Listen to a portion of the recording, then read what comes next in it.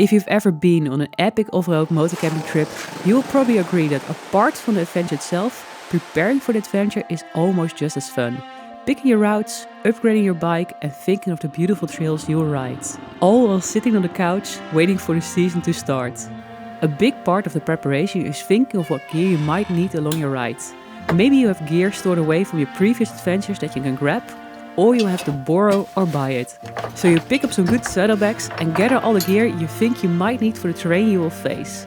And before you know it, your setup looks enormous.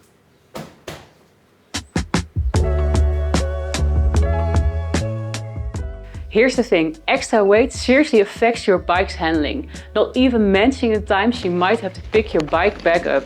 Luuk and I always try to keep our gear as light as possible, but this year our goal is to go even lighter, cutting down on more gear, keeping it simple and making the ride itself better. In this video we'll show you how we got our setup lighter year by year. Keep in mind that you can always improve your gear over time and it doesn't need to be perfect from the start. Every step counts. So stick around for our best tips on packing light. Your future self will thank you. So our current setup looks like this. It includes cooking gear, the big three, hygiene products, clothing, tools, and both of us have a backpack with 3 liters of water and some room for groceries. Our setup still changes a bit from time to time, but the way it's set up now, it easily fits into 41 liters of luggage space in total for both of us. But we're lucky to be able to share some gear like a tent, which saves a lot of space. One thing we didn't include is our camera gear, because not every motorcyclist is a motovlogger yet. So now let's dive into it. A lot of riders, us too, think they're already packing light. They scour the internet for the best gear for their adventures. But do you really need it? Take shoes for example. You might think you're going minimal with lightweight hiking shoes, but you can often go even lighter. It all depends on the type of adventure you're having. If you're going hiking, good shoes are essential.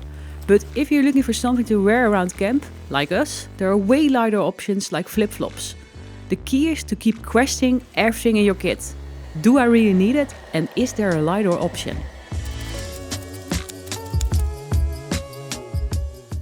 Packing light isn't about suffering. It's about finding the balance between riding comfort and camping comfort. And where that balance point lies depends totally on your own preferences. And let's be honest, it's better to have fun riding a heavily packed bike than riding a lightly packed bike and be miserable. Going lighter and smaller will impact your comfort or cost in most cases. But sometimes it's as simple as taking less of something. Take a small tube of toothpaste instead of a large one, or pack your soap into a smaller container. This year we even decided to cut one towel into 2 pieces so we can throw out the other one.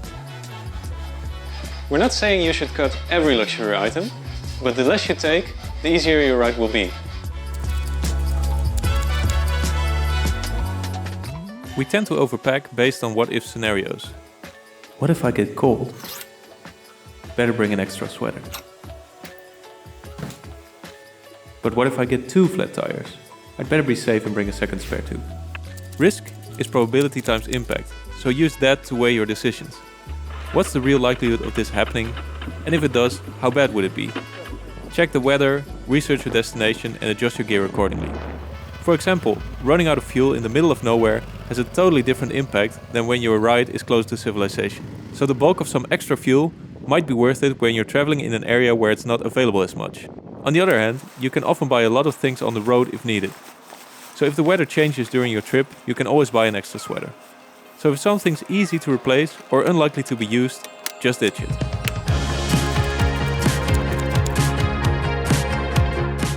By packing items that serve multiple functions, you can reduce your gear weight. When we are looking for new gear, we always try to research if we can replace 2 items with one smarter option. One of our favorite multi-use items are Toast titanium plates. We use them for a lot of things while cooking. It can be a cutting board, a frying pan and a plate if you need it. So you can save a lot of room by not having to take those separately. But you might already have some multi-use items in your kit. Like motorcycle gloves. They can serve as oven mitts, so you don't have to take a separate pen handle thingy.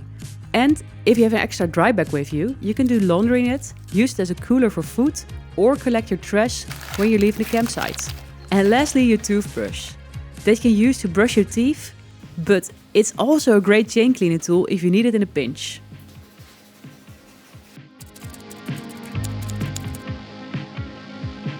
When traveling with others, you can sometimes share items so you don't need to double up on everything. For example, you can share a cooking setup or tools your bikes have in common. In our case, when we're traveling with Wouter, he always brings a coffee press, so I just have to make sure I bring the biggest cup. But one important thing to note is that if you and your buddy split up, make sure you can still manage without the shared items.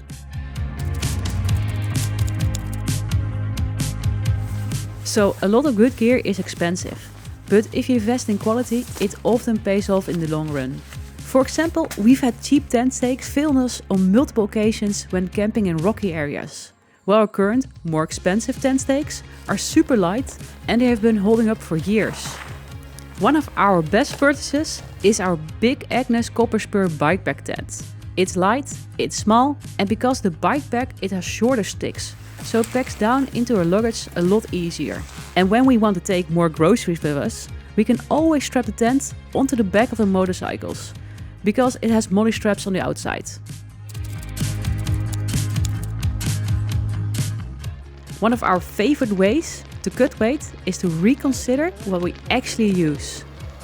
Before a big trip, we do mini camping trips to test our setup. Anything that we didn't use, it probably doesn't need to come. You can also do a gear audit with a riding buddy and have them question everything in your pack. If you can't justify it, consider leaving it behind.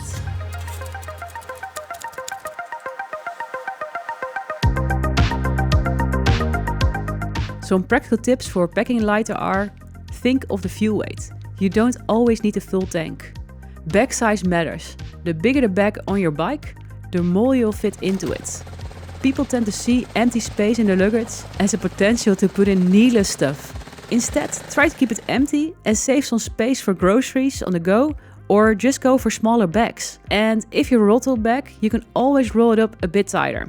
Look at True Hiker Gear. These guys are the real Ultralight pros. But be aware, some hiking gear prioritizes weight over pack size. And when traveling on a motorcycle, pack size and weight are both really important. And in this video we tend to say go lighter, but we often also mean go smaller. Consider the total weight. Apart from the weight of your bike and the weight of your luggage, there are other ways to reduce the total weight. So which piece of gear do you recommend to bring along or leave behind on a motorcycle trip? Let us know in the comments and we'd love to hear your tips. Thanks a lot for watching the video, and please consider subscribing or watching one of our other videos. It really helps out the channel a lot. Tot zo!